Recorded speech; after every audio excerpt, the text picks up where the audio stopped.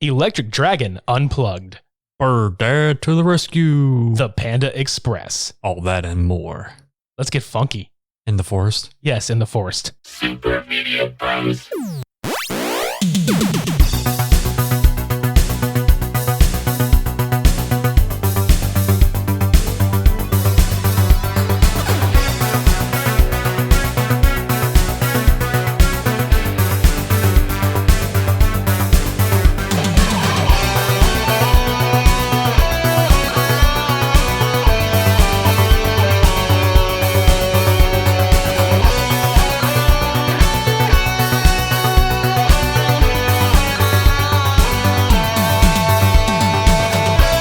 Boy, this forest is fucking weird. Japan is weird in general. I don't necessarily think that Japan is weird, but there's some weird things that have come out of Japan. There's some weird things that have come out of us. Wait, rephrase that. No, I'm not going to rephrase it because it's fucking hilarious. There's some strange things that come out of us. Strange things are afoot at the Circle K. Welcome to episode 138 of the Super Media Bros podcast. I'm Midnight Agent Raw. And I'm Okame. Cult Cinema Showdown 56. Episode 138. God damn, we just rolling along, man. And we stopped in Japan. In a funky forest where we attempted to survive. Yeah, 5+ times. We lost count after that. We can only count to 5. Yeah. No, this week it's Funky Forest The First Contact, finally. Fucking finally. Versus Survive Style 5+, also fucking finally. We've been talking about doing this episode for, God, a long fucking time. Stylized wise, though, these two films compared to everything else that we've done. These two could have, only coexist with each other, I feel like. Because Funky Forest is just fucking weird. Yeah, it's like you said the other day. It's more of like if Tim and Eric were in Japan, it was kind of like that as a movie. That's exactly how it feels. And I think that might be the only best way to describe it. Tim and Eric's awesome show in Japan. In a funky forest, an awesome forest. So the premise of Funky Forest, they have several different episodes or different themes, and they just combine them together in this long 2.5 hour experience, which I'm not going to call it a movie. It's an experience. The first bit had this girl, I can't remember her name. It reminded me a lot of when Ant-Man went into the quantum realm, because she was confronting this egg thing or something, these balls in subspace. And she would use her brain to fuck it up, and this little droid on the side shot her and she shot it and blah, blah, blah, whatever. That was part of one. And then another part was these three brothers. The way they described them was the three brothers that can't pick up chicks in a way. Right. One of them was a guitar player that was trying to, get inspiration and trying to get criticism from his younger brother, who was literally just adults that stuffs his face. Right. And it's funny because this particular character is actually the same guy from Electric Dragon 80,000 Volts that was the Dragon Eye Morrison character. Mm-hmm.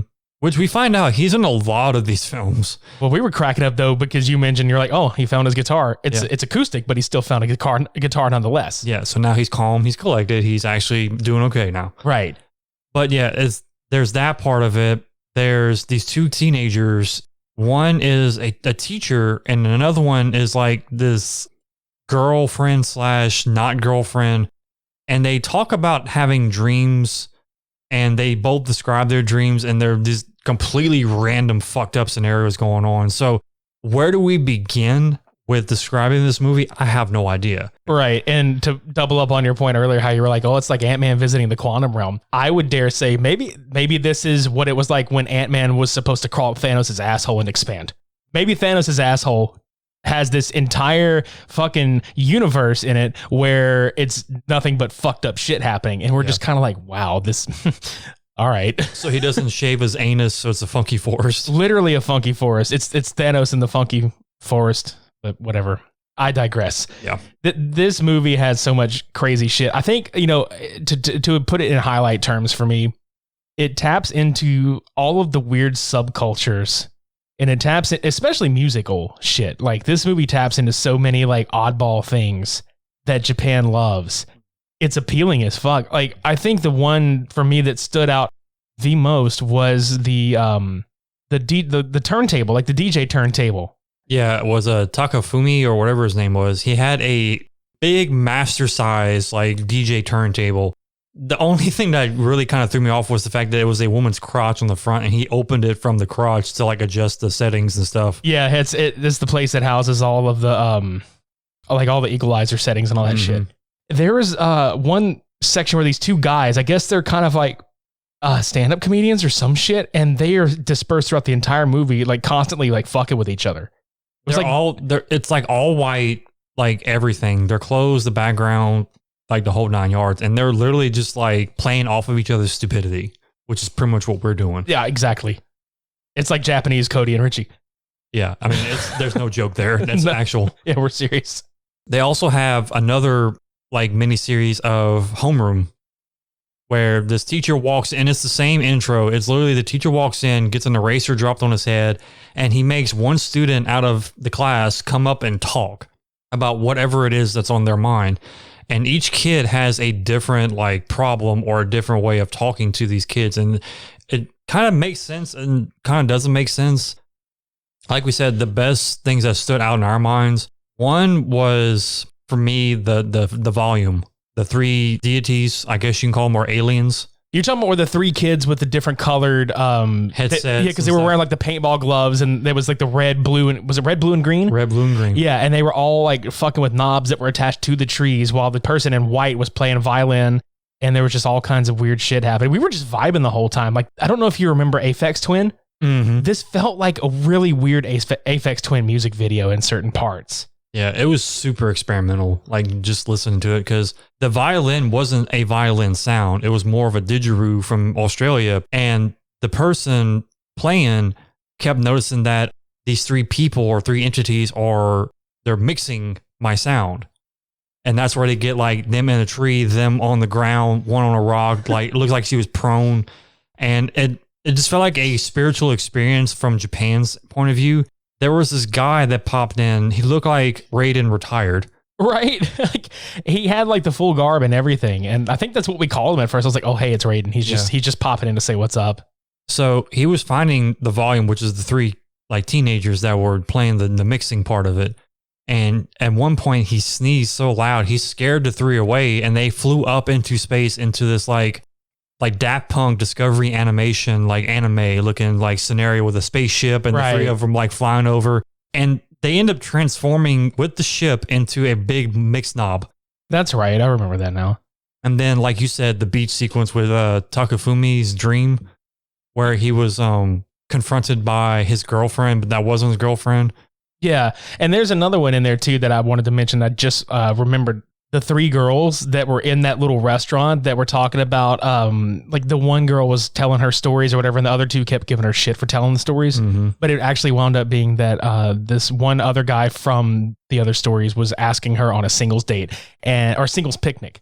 And that's another running gag throughout the film, is that at some point, all these men go and they're waiting on the women for the singles picnic, but nobody shows up, and the one guy gets pissed off and yells and calls it a giant sausage fest. And it's a really funny sequence. And then I think another interesting point is during the one dream sequence where the girl keeps telling him, show me your dance. And at that singles picnic, they're like, hey, show me your dance. And I was like, oh, that's funny. They're kind of bringing that shit full circle. But the movie has a lot of really like enjoyable elements, and it's one of those films that you can just vibe to completely. You can fall asleep to it in a comforting way. It's not even weird, like it's going to bore you to death. Like it's just relaxing. Like I actually nodded off a couple times in certain just sequences that were musical. I was just, oh my God, I'm going to sleep. Actually, you nodded off to the heavily sketched out like drawing sequence where there were these three guys, and they were being told there was a transfer student, and it ended up being this sentient paddle, basically. It had a face on the top half of it and another smaller face on the bottom half of it. And it kept telling these three guys to stop being so rude about things. Well, they kicked the paddle all the way across the schoolyard. The paddle became a person, and that was a transfer student. And one of the guys transformed into this tank, like very Gurren Lagann looking, like extremeness, basically. Extreme. But at the same time, there was this duo of guys. They're like they basically had a union, and they kept saying like, pay us more, pay us more, pay us more. But they would appear in that sketch just randomly, and they threw everything off. So that was another point of it. But Like I said, another scenario was the beach scene where Home Dude was trying to dance to like 3 or 4 different styles of music and people, basically. Like one of them was like this Lost Boys meets furry looking person. Oh yeah, dude. Because I was like, holy shit, it's like Japanese Kiefer Sutherland. Yeah, he had he was like legitimately had like almost white hair. It was just bleached so bad, and like all mohawked up and everything too. Right. Yeah, he ended up dancing with that dude and the guys from that restaurant I mentioned with the balloon, hot air balloon, the wieners, the corn dogs.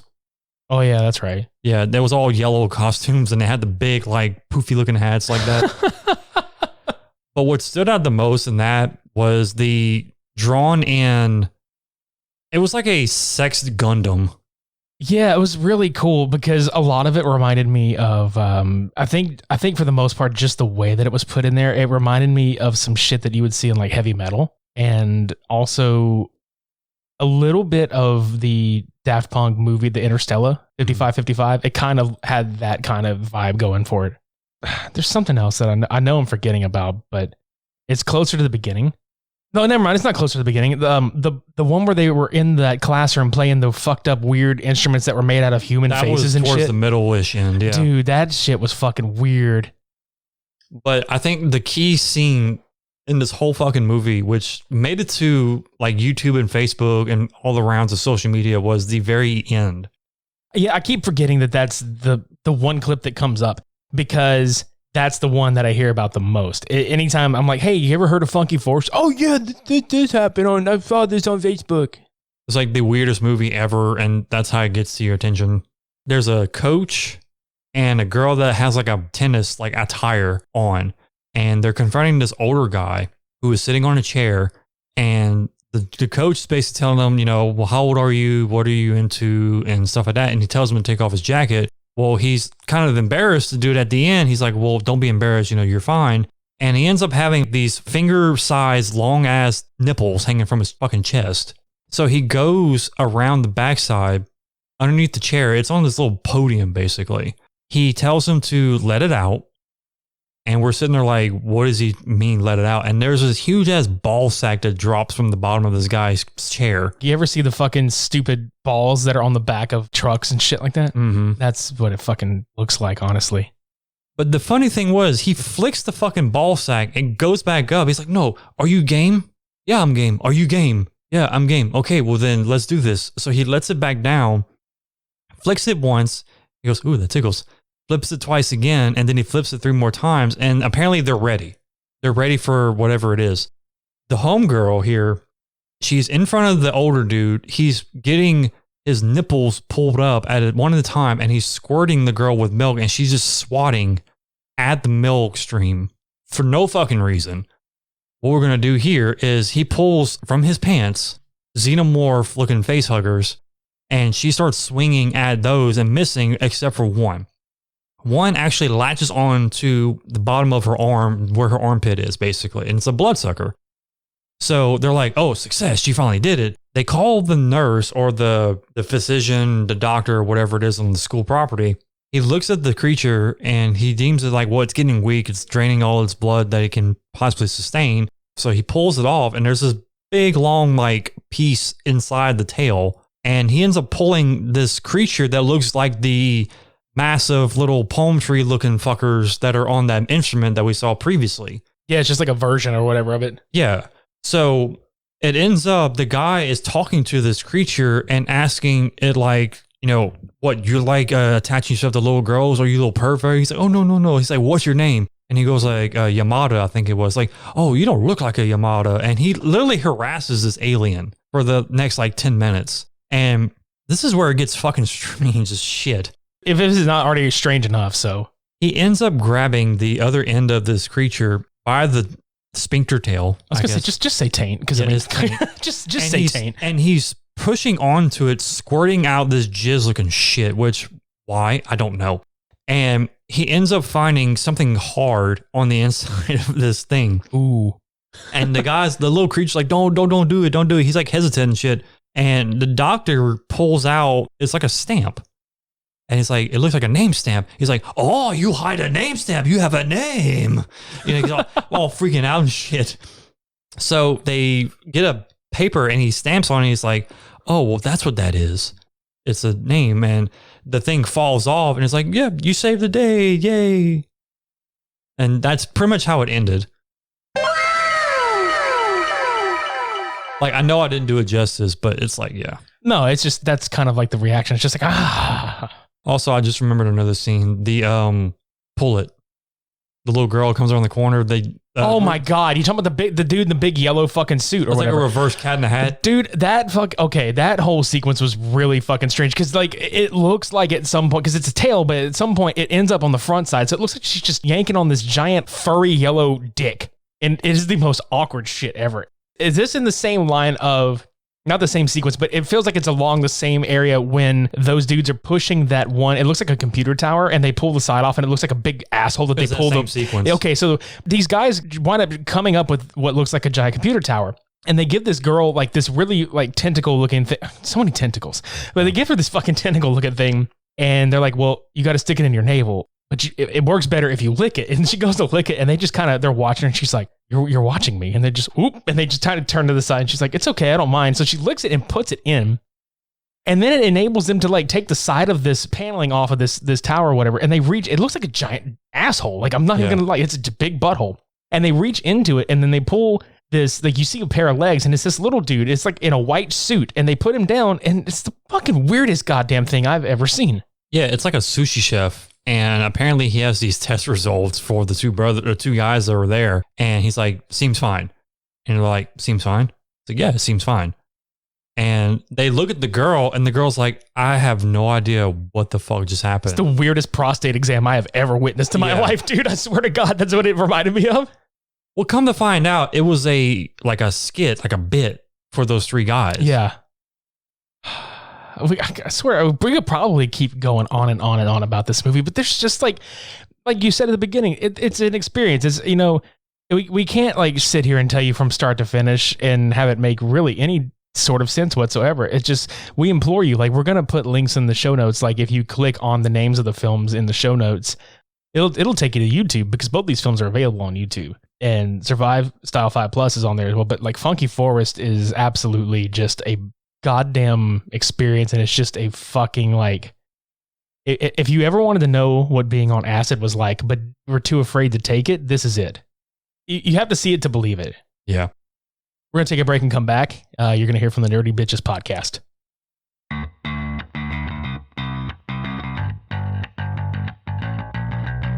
Hey, this is Liz. Hey, this is Heather. And we are Nerdy Bitches Podcast. A show where two geeky ladies podcast their way through pop culture. From movies and TV to our regular book club and everything in between, we bring you our favorite fandoms with a feminine eye.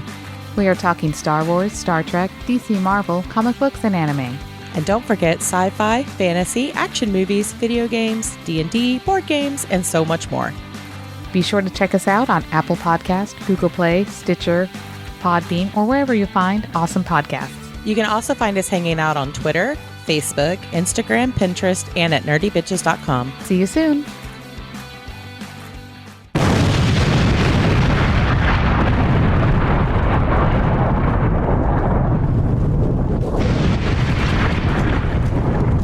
Be sure to clean all that shit up.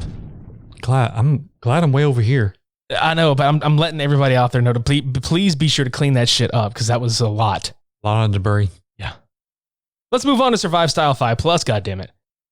This is a true anthology film. Like, not that, you know, Funky Forest wasn't, but this is more along the lines of what constitutes a anthology film.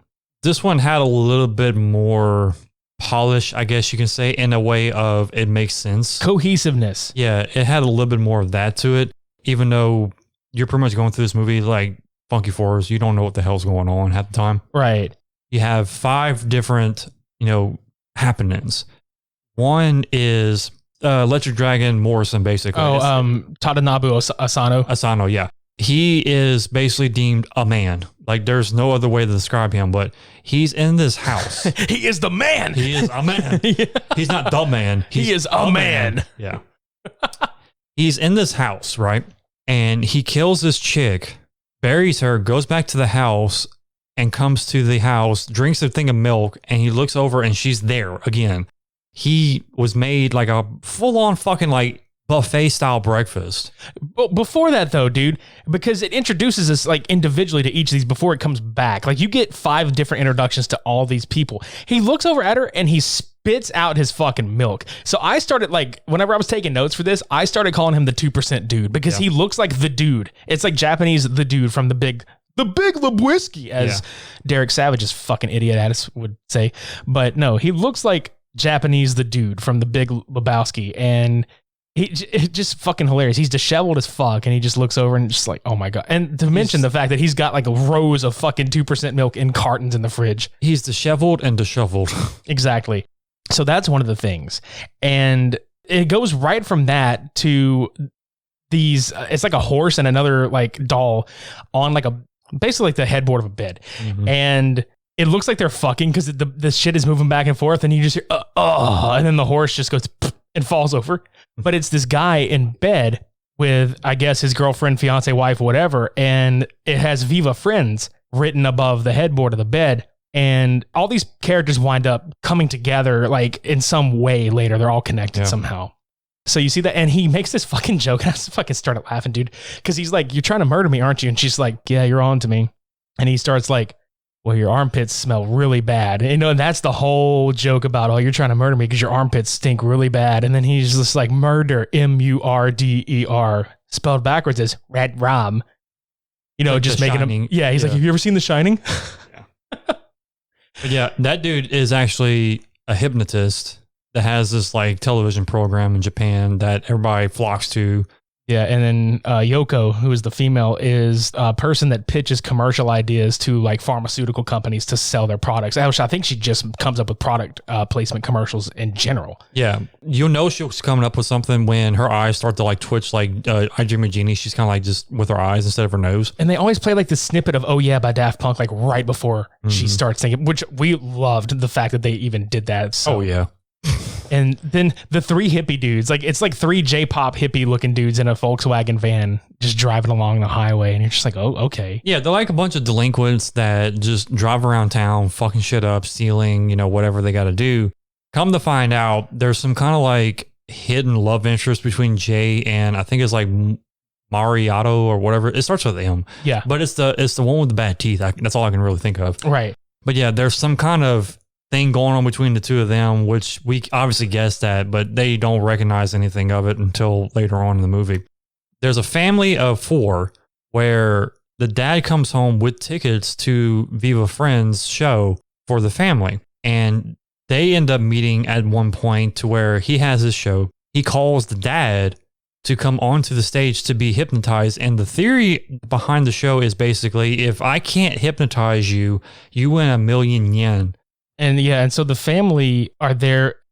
They kind of hint at the fact that they're not very well off. Like they make barely enough to get by. Yeah. And the fact that the husband works with a guy who knew a guy that got them these tickets, because he was saying that normally these tickets get scalped for like 200,000 some odd yen or whatever. Which is like a couple $100. Yeah. So he was basically like, if we get over there and get this competition and we, somehow dupe this guy, we'll get this money. Right. And then the 5th element is Vinnie Jones, who like the fucking juggernaut is in this movie for fuck all reason, but he's basically a foreign, to this movie. He's a foreign hitman that has a Japanese translator, and he keeps always asking people, what is your function in life? Your function in life, yeah. Yeah, so he always asks like people, what is their function in life? And that's kind of like hinting at, like you find out later, that is kind of like his signature opening statement to whoever his next fucking contract is. Mm-hmm. So he's fucking with this stewardess on this plane. So you just kind of get the idea that he's a fucking cunt. He's a loose cannon because he gets pissed like immediately.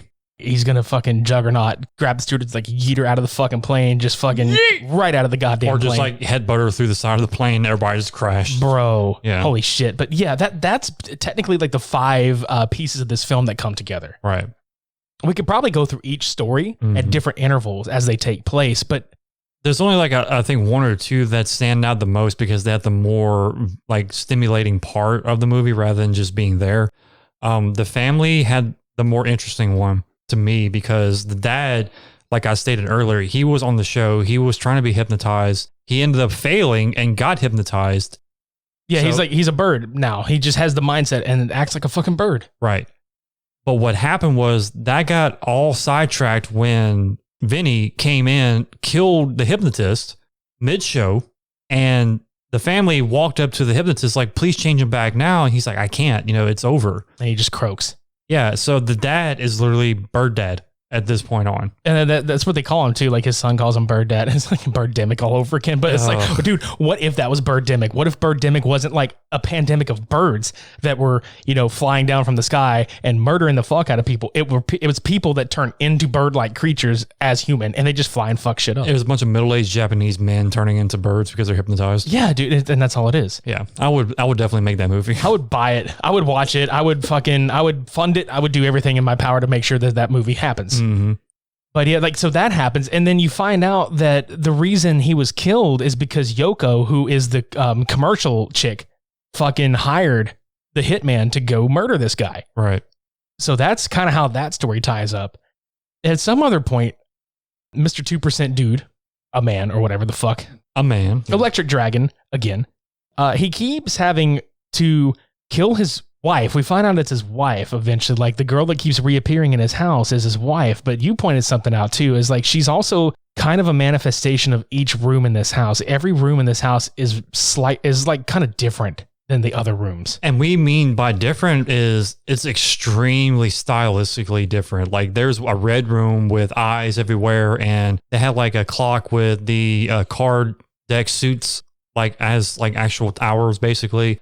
He ends up killing her in that room with the actual minute hand, stabs her in the stomach, buries her again, and then comes back as a water demon or water deity, basically. Yeah. Ends up killing her again after, fighting her off in the bathtub in the bathroom. Which, again, this is a reoccurring thing for this story. It's basically him killing off his wife in different manifestations in the house, which we end up thinking that she died in the house and she was just not... She didn't cross over, basically. She was still pissed off about something that was going on, whether he killed her or not. Yeah.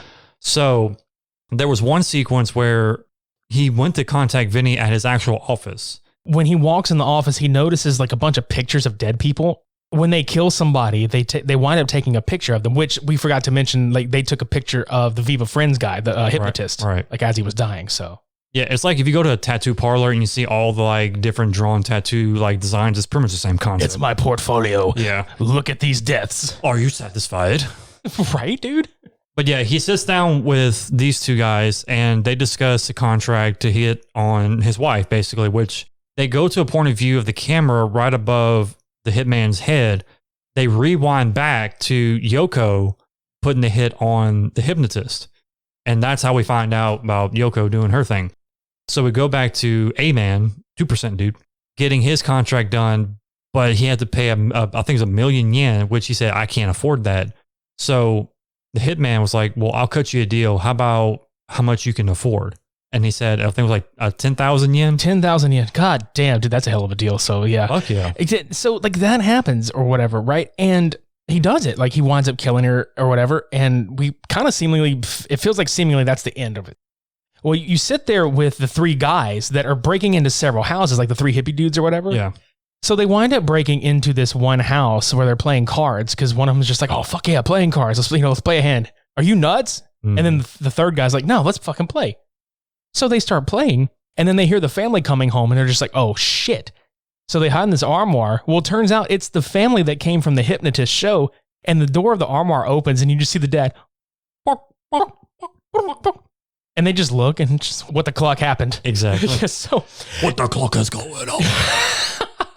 But no, like that is exactly what fucking happened. So they get out of there. I guess the family never saw them or whatever. So the three dudes wind up kind of going to this sauna later on where, the middle dude that has and actually it's at the family's house where the one guy notices the dude with the bad teeth like has the J necklace. He's like, why the J necklace? And he gets timid and he hides it away or whatever. And that's like the first real inkling that you're like, oh, this dude has a thing for J. So they're in this sauna and like you see them kind of, maybe hitting on each other like slightly, but then the dude with the bad teeth, I feel bad because I can't remember his name. It starts with an M. I know that much. I'll just call him M.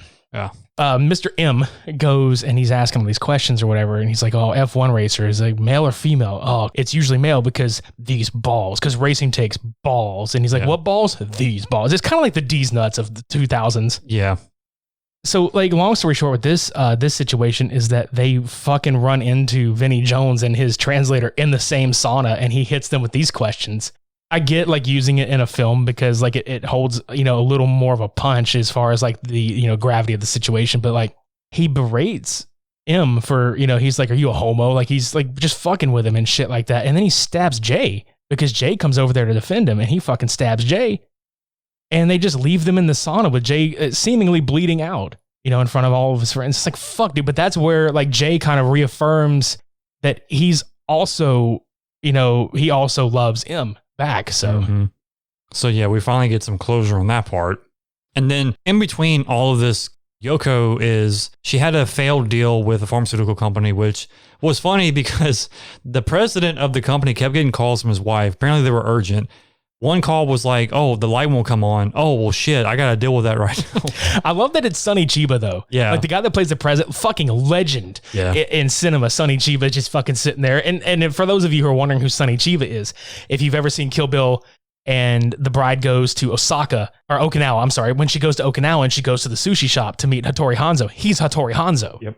But yeah, she pitches this advertisement for their aspirin, I think, or something like that, which apparently it made no sense to them, which I'm not going to go into detail about the actual commercial because it really wasn't that funny. And she's just so pissed off and irate that nobody gets her ideas, her humor. And we come to find out she has a tape deck that she records all of her ideas on, so she speaks it out because she was looking at a coaster and she turned it upside down and it was another face because there was a face within a face. And she's like, oh, an idea. And she did the whole like, oh, yeah. Got into the idea of a commercial for Monkey Records. Yeah, that's what I thought was hilarious because almost every commercial she came up with came back to a record label and it made no fucking sense. Yeah. Because she even argued that Sonny Chiba was paying all this money for these commercials that made no fucking sense. Like he was never happy with any of it. So like she always would like berate him for the shit when in reality, she has really dumb ideas. Yeah. I mean, the only decent idea was the clear drinking water one that she had because there was these two kappas. Like, if you don't know what a kappa is, in Japanese mythology, they're these creatures that hang out at a river and they can only leave the river as long as their head has this little gap in it is filled with water. If they lose the water, they have to quickly run to the river to get more. If they don't, they die. They had these two businessmen, there were kappas at a bar or something, like a restaurant, and they were bottoms up, they drank a bottle of water, but with their heads, and they just like had this stupid ass fucking expression on their face, like it would glee and enjoyment. Yeah. I love how she came up with this though, because she's catching a cab and it's Christmas Eve and she's seemingly complaining about working on Christmas and kind of having an argument with the cab driver about whose job is more important to be working on Christmas. Yeah. So the cab driver is taking his hat off, because that's a thing. Like you take your hat off and he's apologizing to her or whatever. And he's got like the huge, like weird bald spot that looks exactly like the Kappa's. And that's what gave her the idea. If you imagine like the monks in like most churches, they have the friar looking haircut. Friar tuck. Yeah. It's like the hair around the base of the head, except for the very top is bald. That's pretty much the same thing. Yeah. And the other thing about it is this actually tied into the ending of The Dude, because when he finally connects with his dead wife in a way where when she manifests into this physical form again, they get along because they were fighting the whole time, right? Right. So that's what makes it a little more sad when she gets murdered, because Vinnie Jones's character comes to tell him he's leaving to go back, right? And he winds up killing her anyway because he was like, oh, I didn't do a good enough job. Let me finish the job. I'll do it for free. And he's trying to be like, no, you don't need to do this. But she came back on Christmas. And it's very significant that they chose to set it this way because for those of you that don't know, people in Japan only really started celebrating Christmas within like the last several decades, because Christmas in Japan is actually looked at more of as a romantic holiday, kind of akin to how Valentine's Day is here. Except like in Japan, they use Christmas as a time to spend with people they love and family and just exchange gifts. That's all it is. And it was really, I think, like a really poignant ending because he finally found the manifestation of his wife that he wanted back, I guess. Yeah. Just how we interpreted it. But then he has her taken from him. Yeah, the non-tortured version of her, which he ends up getting so done with life that he goes back to Vinny's office, takes the picture of her off the wall, burns it, and then he proceeds to jump out the window, which ties into another part of the film with Bird Dad. he's adapting to the life he has in front of him. Like his kids don't understand why he can't get recovered. The wife is just not knowing what to do. But at the same time, he is trying to be a bird. He's trying to be able to fly. He's trying to like cope with, being a bird in his own manner of speaking.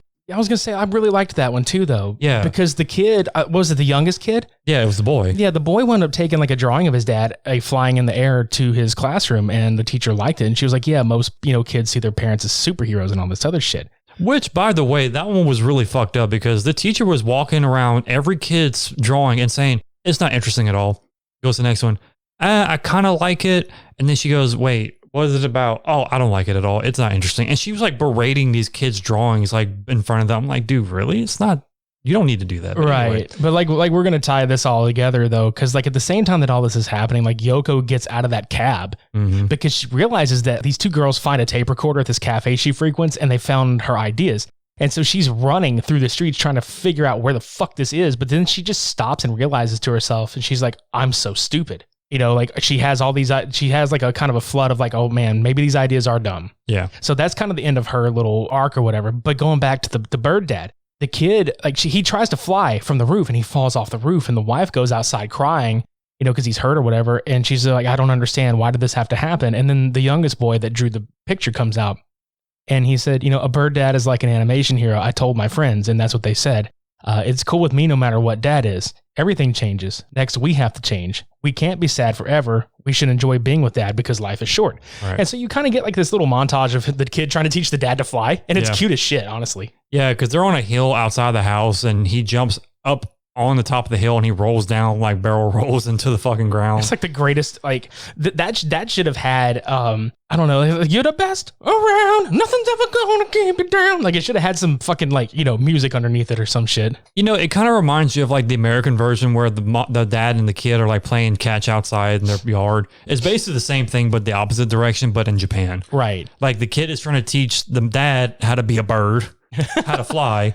And he's just falling over himself and the kid's doing the same thing, trying to teach him and stuff like that. Well, that stops right there. And we get back to 2% dude. And he's in the middle of falling off this building. And you just see this big whoosh come out from underneath him. And it's Bird Dad. He learned how to fly. Yeah. According to Foo Fighters. Right. And he's flying through most of Japan. I don't know what part of Japan it was. I don't think they mentioned that. They did. I'm sorry. And they're literally just soaring through the sky. And I think through every person that's involved in this movie, they fly by them in some like subtle way, basically. And then they play I Will Survive. Yeah. But not the original. It was I don't remember who covered it. It was because it was originally at the Gloria Gaynor. Is it Cake? I think it's Cake. Okay. Yeah, they had some really great music choices in this film too. Yeah. The way they tied it all together and the way they kind of did a full circle wrap ending of the film, because this is technically the end of the movie. He's flying off, and the last line of this movie, I think, is what makes me laugh the most. Because you think about, speaking of before that, you see like all the characters, including the characters you thought got killed in the sauna are all okay. M is being wheelchaired, and they're smiling, looking up at the bird dad. And after that, Vinnie Jones is on an airplane and he's having food. He's eating some kind of like first class meal or whatever. And he just stabs and he picks up this piece of broccoli and he fucking looks at it and he's just like, what is your function in life? And we're just sitting there like, yeah, dude, what the fuck, broccoli? We've always been asking that when we were kids, like, broccoli, what the hell are you here for? What is your function in life? Yeah. What are you without ranch dressing? What are you without being boiled? Yes. What are you in general? It's a tree in a funky forest.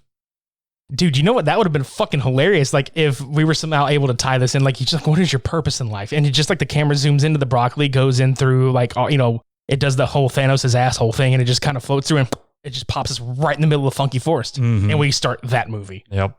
But I really enjoyed this movie too because it had a lot of heart to it as well. Like, it was really weird because like some of the weird parts in this movie are funny. Like we talked like it's a bunch of serious shit, but there's a lot of really funny shit in this one too. I would hate to pick a winner between the two of them, but honestly, if you're going for more entertainment over sustenance, absolutely Funky Forest wins. But if you're looking for like a movie that is weird but also has some heart and a little more cohesiveness to it, Survive Style 5+ is a good pick too.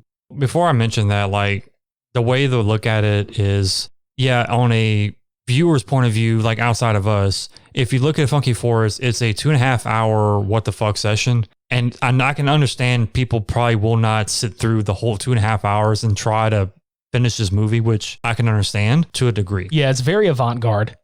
And then on the same side, you have Survive Style 5, which doesn't have that lengthiness to it, and it has some interest in it, but it still has the same aspect of like, okay, this is too different for me to understand, but there's stuff there to grasp your attention long enough to actually try and stay with it.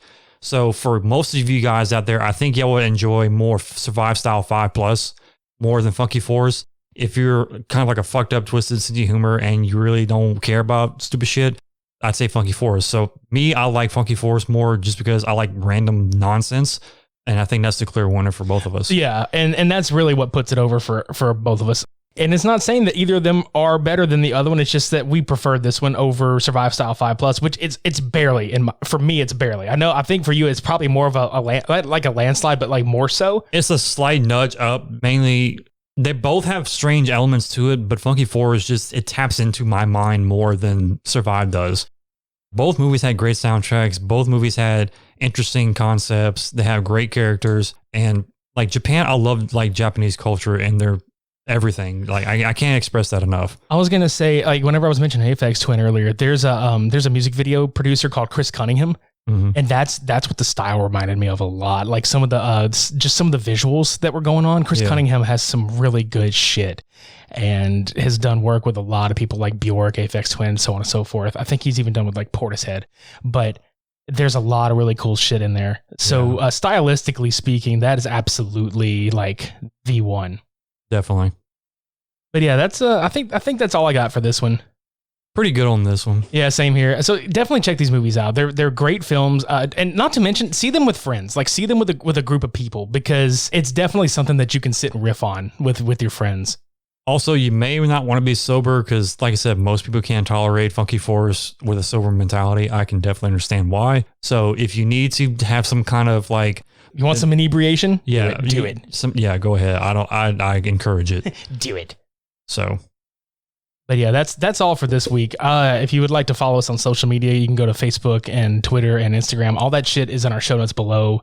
If you want to donate to us on coffee.com, that's also in the show notes below. Visit our website if you want to listen to any of our episodes aside from subscribing on Apple or Spotify or wherever you get your podcast. Leave us a review.